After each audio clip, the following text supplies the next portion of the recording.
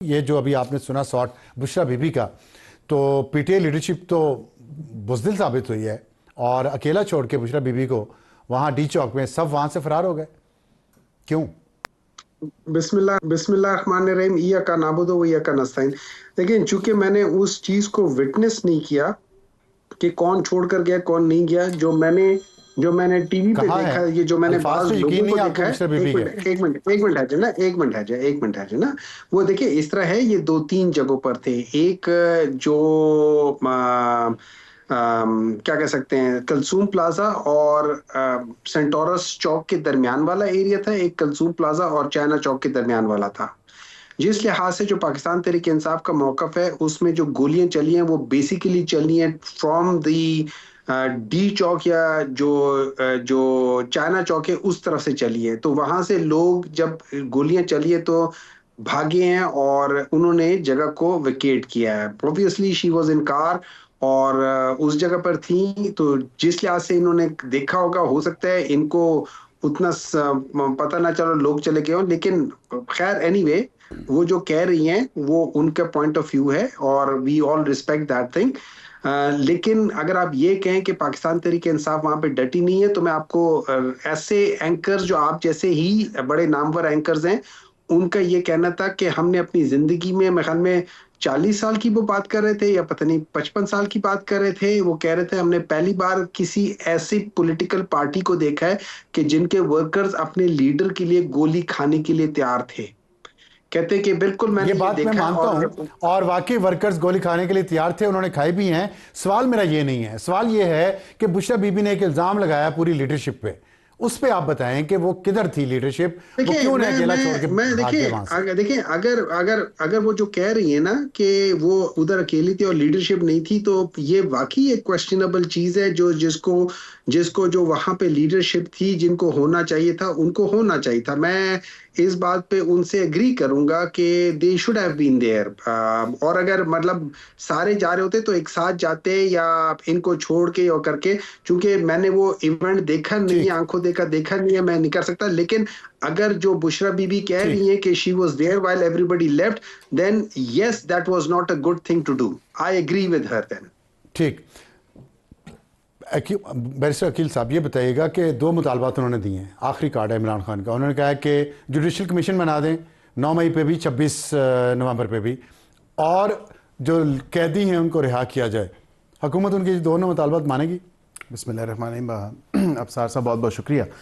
देखें, सबसे पहली बात तो ये है कि बड़ी खुशाइन बात है कि उन्होंने एक कमेटी तश्कील दी। शायद मेरे ख़्याल से हुकूमत के कई जो वज़रा हैं या तर्जमान हैं, उन तमाम तर लोगों की बात जो है वो अडयाला की दीवारों के पार जो है वो गई है और सैनिटी प्रिवेल की है। और एक बेहतर मैं समझता हूँ कि उन्होंने एक बात की है, क्योंकि इससे पहले तो हमेशा यही बात करते रहे कि हमने इस्टेब्लिशमेंट से बात करनी है, ये कौन होते हैं, इस हुकूमत से बात करें, इसकी क्या ज़रूरत, इसकी क्या मजाल, इनके पास तो पावर ही नहीं है, इनके पास ताकत ही नहीं है। ये तमाम तर चीज़ें उन्होंने कह दिया। अब उन्होंने आपसे बात कर दी है। हम तो रोज़े अव्वल से ये बात कर रहे हैं। नहीं, हम उनको जो वो मांग रहे हैं वो देने वाली बात तो नहीं है। एक डिस्कशन, एक डायलॉग जो है वो ज़रूर ओपन अप होगा। अभी हमारी डिस्कशन इस पर बड़ी नेसेंट और अर्ली स्टेजेस में हैं, लेकिन इसके साथ साथ ये ज़रूर है कि हम इसको संजीदगी से देख रहे हैं, क्योंकि इससे 12 दफ़ा पहले वज़ीर आज़म पाकिस्तान साहब ने, तमाम तर हुकूमत अरकान ने, हम सब ने इनको कहा कि आप सियासी मसाइल का जो हल है वो सियासी बैठक में ही निकलेगा, डायलॉग के थ्रू निकलेगा। पॉलिटिकल इश्यूज़ का हल जो है वो पॉलिटिकल पार्टीज़ ही तलाश करेंगी। ये एक नॉन स्टार्टर से शुरू करते थे, कहते थे कि 180 सीटें हैं वो लौटाओ, फिर बात करेंगे। फिर कहते थे कि हमारे साथ जो 9 मई का झूठा प्रोपेगेंडा किया गया वो दिखाओ। वो CCTVs भी आपने देखी, मैंने भी देखी, अवाम ने भी देखी, कौम ने भी देखी, वो भी सामने आ गई मंजरे आम पे। तो ये कम से कम ऐसी बात तो नहीं है। अब यहाँ पे एक जो इनकी पॉलिटिकल प्रिजनर्स के हवाले से बात है, जो कि मैं समझता हूँ अच्छा स्टार्टिंग पॉइंट है। ये कोई लिस्ट फराहम करें, हमारी जो कमेटी की तश्कील होगी हुकूमत की तरफ से वो बिल्कुल मिलेगी। क्योंकि आपको याद होगा 26वीं आईनी तरमीम से पहले जो तहफ़्फ़ुज़ आईन पाकिस्तान मूवमेंट इन्होंने शुरू की और अचकज़ई साहब को मैंडेट दिया, उस मैंडेट में फिर दे के उनसे ले भी लिया। वो 2-3 मीटिंग्स तो ज़रूर हुई, लेकिन कोई सैर हासिल गुफ्तगू या बहस उस पर नहीं हुई, कोई नतीजा खेज जो है वो नशिस्त नहीं निकली। हमारे साहब, उन्होंने बड़ी अच्छी बात की है कि आप लिस्ट दें, लिस्ट आपके पास तैयार है? कितने लोग हैं उस लिस्ट में जो आपके लोग गिरफ्तार हैं, जिनको रिहा होना चाहिए फौरी तौर पर?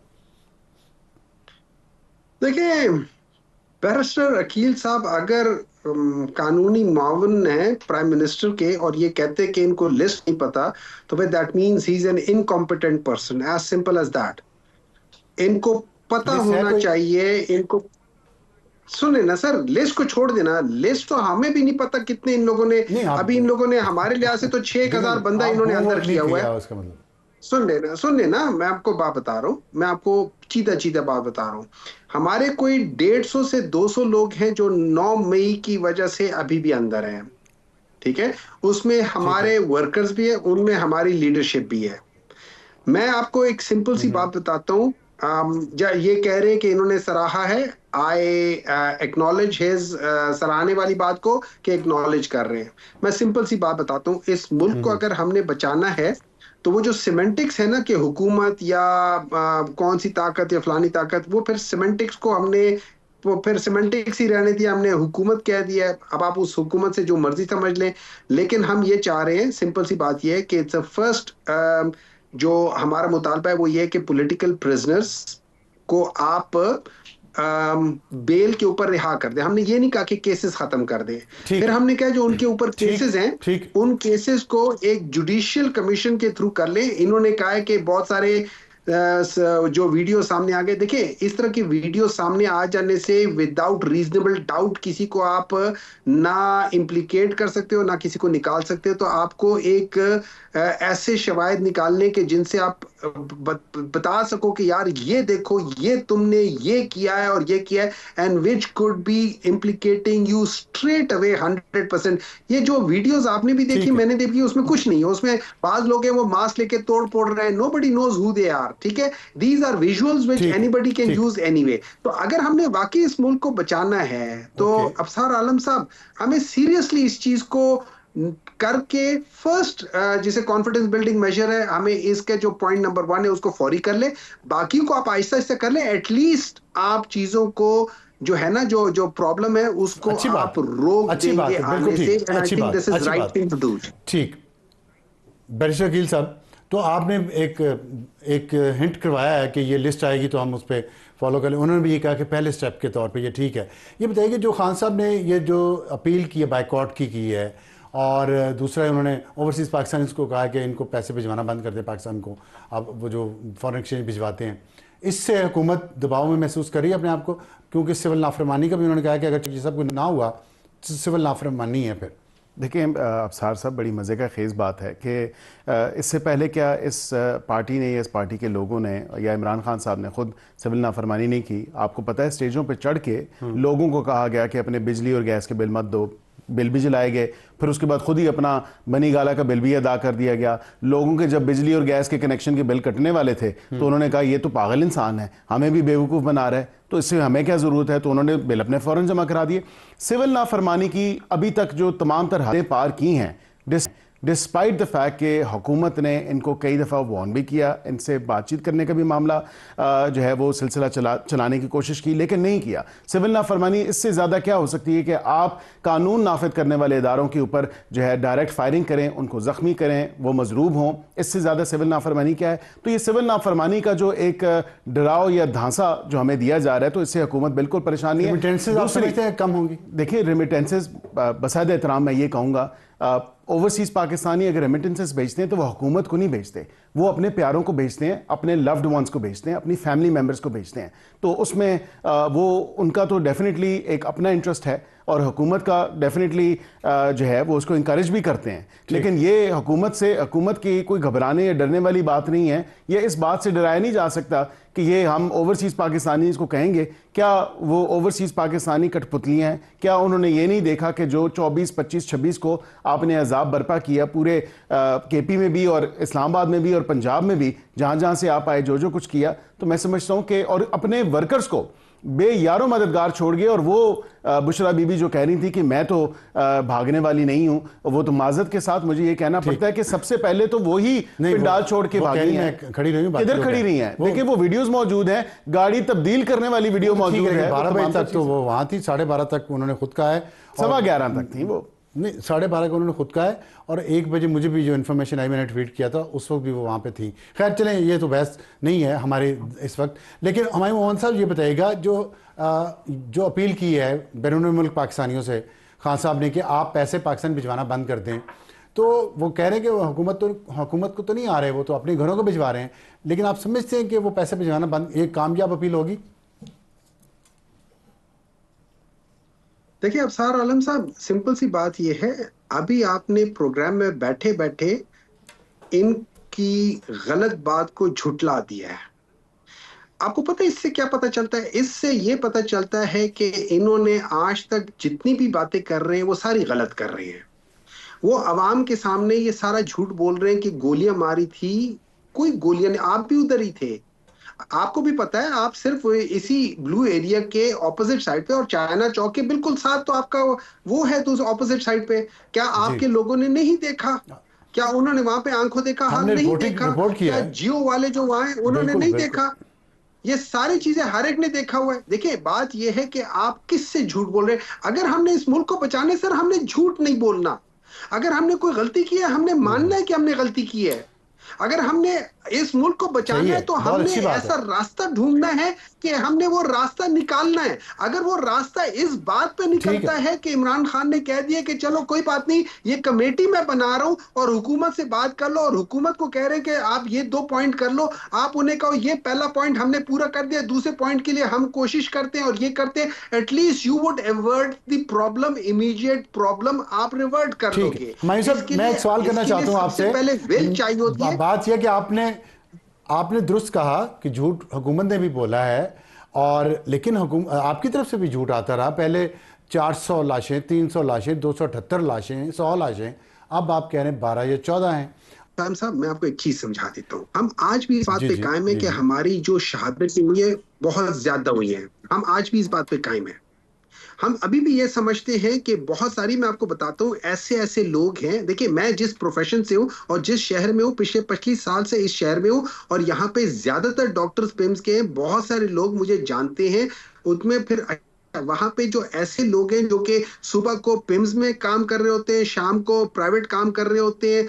मेरा अपना भी छोटा सा एक मेडिकल सेटअप है, उधर भी लोग काम कर रहे होते हैं, सारे कर रहे होते हैं। वो सारे एक दूसरे से लिंक्ड है। अब वो सच बोल रहे हैं, झूठ बोल रहे हैं, मुझे नहीं मालूम, जा रहे हैं, लेकिन वो कह रहा है। नहीं, आपको पता होना चाहिए ना, जब आप नेशनल टीवी पे ये बात करते हैं, आप जिम्मेदार इंसान हैं, आपको मुआशरे में एक मुकाम है, आप खुद बता रहे हैं 25 साल से आप इतनी जिम्मेदार काम कर रहे हैं, आप इस तरह नेशनल टीवी पे आके किसी बंदे ने गैर जिम्मेदारी से बात कही, वो कह देंगे तो लोग तो इसी पे यकीन करेंगे ना। फिर इसी से तो गैर जिम्मेदारी से, देखिए मैं आपको एक बात दोबारा बता रहा हूँ, आपको पता है लाशें हैंडल करना कितना मुश्किल काम है। उनको छुपा देना, उनको उठा के कहीं एक जगह से दूसरी जगह ले जाना, ये कोई आसान है लॉजिस्टिकली? आप डॉक्टर होने के बावजूद आप ये बात कर रहे हैं।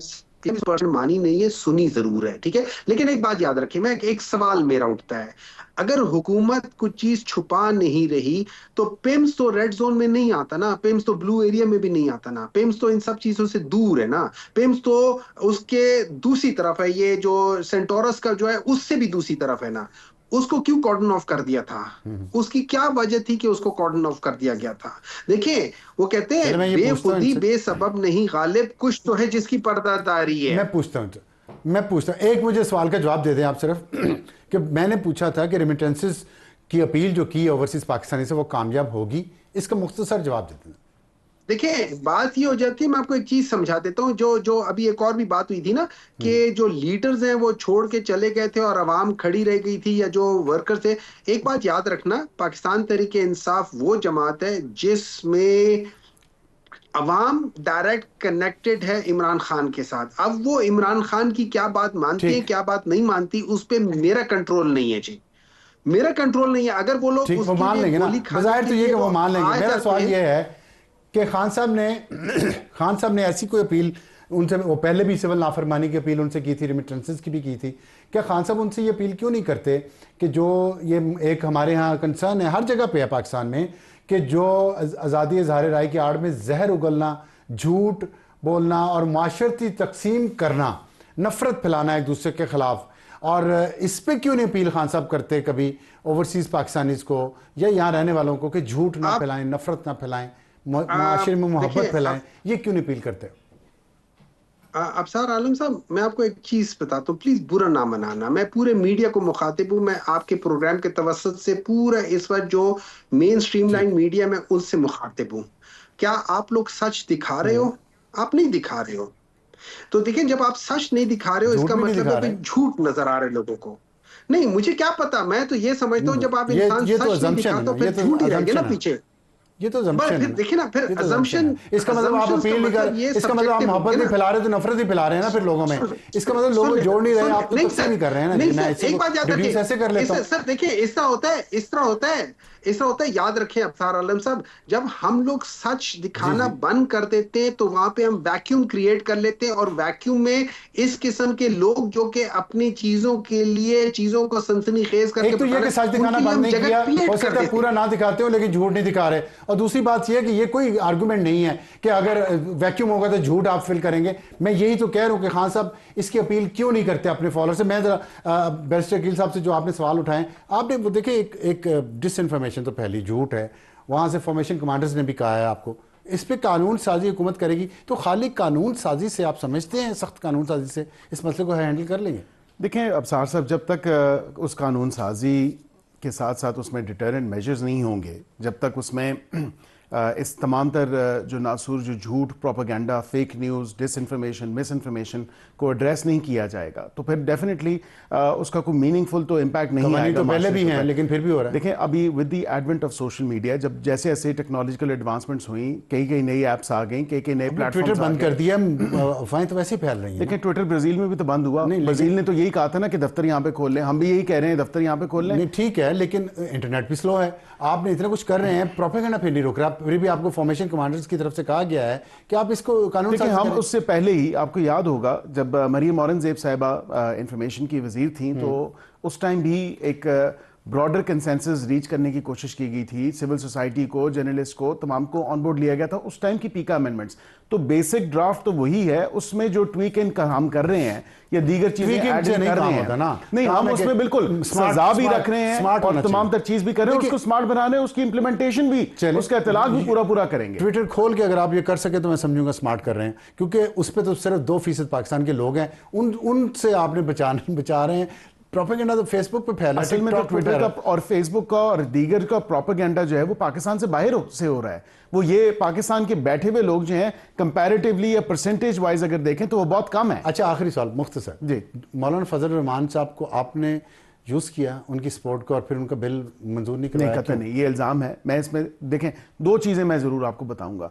पहली बात, बिल्कुल मौलाना साहब के साथ जब हम 26वीं आईनी तरमीम in the wee hours of the morning हमने की, उसके बाद जब तमाम तरह अरकान पार्लियामेंट उठने वाले थे, ये बिल उस टाइम आया और बताया गया कि ये मौलाना साहब ने जो है वो मदारिस की रजिस्ट्रेशन, ये उनका बिल है, और बिल्कुल हमने उसको इंट्रोड्यूस करवाया, उनके कहने पे इंट्रोड्यूस कराया, पास करवाया, सेनेट से भी हुआ, नेशनल असेंबली से भी हुआ, फिर चला गया। मैं उसी पे ही आ रहा हूं। साहब मुझे अगर एक सेकंड दे दें, उसमें जब हम देखें लेजिस्लेटिव बिजनेस के कुछ स्टेप्स होते हैं, वो हमने अपनी साइड से हमने अपना काम बाकी सारे हो गए, ये रह गया। जब सदर के पास असेंट के लिए जाता है अफसार साहब, तो सदर साहब अपने पास रख सकते हैं। 10 दिन गुजरे, ये तो उनकी तरफ से वजाहत आनी चाहिए। वो सदर साहब की तरफ से, सदर साहब ने तो कहा है कि ये सूबाई सब्जेक्ट है और हम इस्लामाबाद की हद तक इसको कर सकते हैं, और दीगर सूबों को जो है 18वीं तरमीम के बाद ये एक एतराज है, लेकिन हम उसको लीगली देख रहे हैं और उसको एड्रेस करेंगे। आज वजीर आजम साहब का भी टेलीफोनिक रब्ता हुआ है मौलाना साहब से, और बिलावल साहब ने भी मुलाकात की है। तो ये नहीं हुआ है कि मौलाना साहब को कोई हमने धोखे में रखा है या अंधेरे में। बहुत शुक्रिया बैरिस्टर अकील साहब, सेनेटर हुमायूं मोहम्मद साहब और